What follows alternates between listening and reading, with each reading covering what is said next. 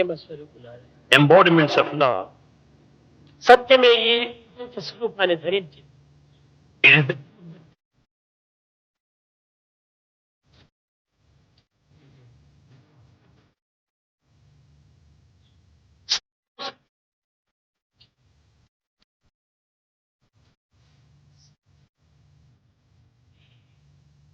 సర్వం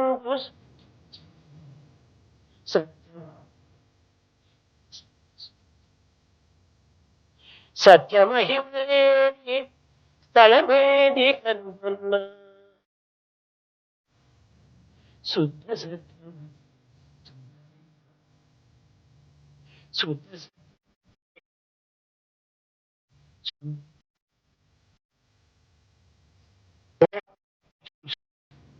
either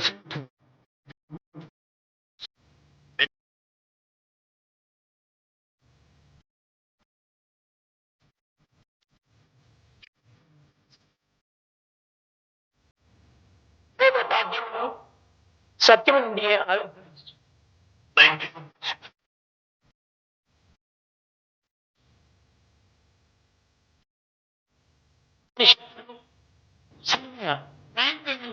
సత్యం నుండి ఆవిర్భవించు. Vedas and Upanishads came out of this truth.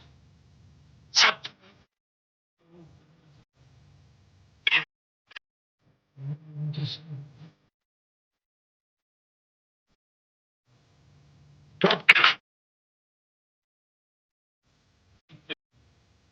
ఈ భగవద్భక్తి Then his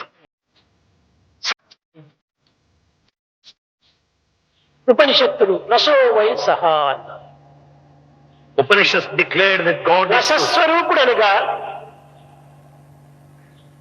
పంచదార పాయసంలో ఉండినట్టుగా, Rasaswarupa means just as the sugar is there in a pudding, వెన్న పాలలో ఉండినట్టుగా, as the butter is contained in the milk, సర్వత్రా భగవంతుడు కణస్వరూపుడై అణుస్వరూపుడై సంచరిస్తూ ఉన్నాడు. God is present everywhere, in every cell, in every atom. భగవంతుని సాక్షాత్ రూపంలో చూచుటకు కొంత కష్టమైనప్పటికీ భగవంతుని యొక్క ఉనికిని సర్వులు కూడా గుర్తించుటకు సాధ్యమవుతుంది. It may not be possible to have direct perception of the divinity, but one can experience. చెరకులోని తీపి, మిరపలోని కారము, నిమ్మలోని పులుసు, వేపకాయలోని చేదు, ఇవన్నీ కూడా భగవంతుని ఉనికిని ప్రకటించినటువంటివి. Just you find the sugar in a sugar cane, just you find the sour taste in lime, just as neem is bitter, you find the divinity also. పర్వతములు చూస్తే ఆనందం వేస్తుంది, You feel so happy, blissful. ప్రవాహమును చూస్తే ఆనందం ఉప్పొంగిపోతుంది, As you see the flow of water, you will be ecstatic. అలములు చూస్తే ఆనందం కలుగుతుంది. As you watch waves, you will be happy. ఇవన్నీ కూడా భగవంతుని ఉనికి యొక్క ప్రభావములే. They are all the effects of the divinity. కాంతులు విరజిస్తాయి, You also find the effulgence. నక్షత్రములు ప్రకాశిస్తాయి, Stars shine. సూర్యుడు మండుతాడు, Sun shines. గ్రహములు తిరుగుతాయి. You find the planets revolve. ఇవన్నీ కూడా భగవంతుని ఉనికి యొక్క ప్రత్యక్ష స్వరూపములే. They are all the evidences of God. అగ్ని కణమును మనం అర్థం చేసుకున్నప్పుడు అగ్ని యొక్క స్వరూపాన్ని మనము అర్థం చేసుకున్న వారం అవుతాం.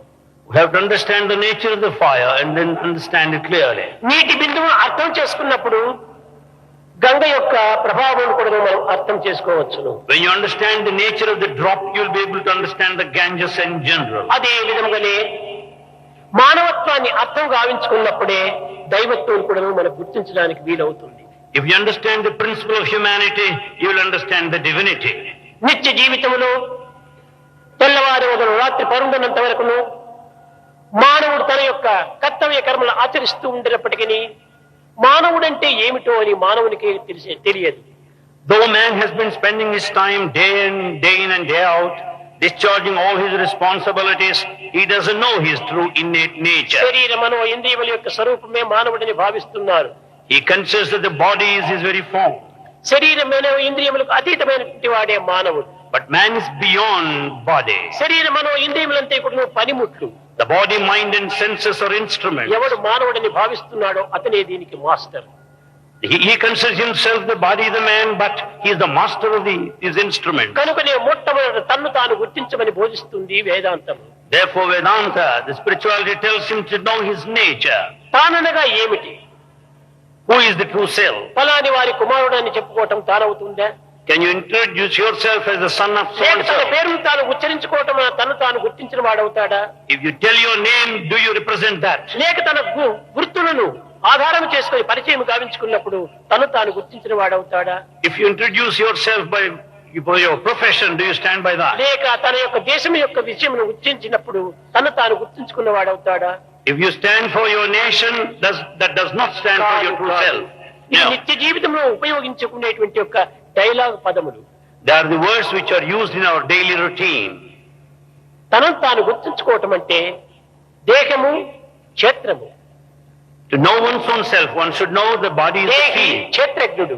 The indweller is knower.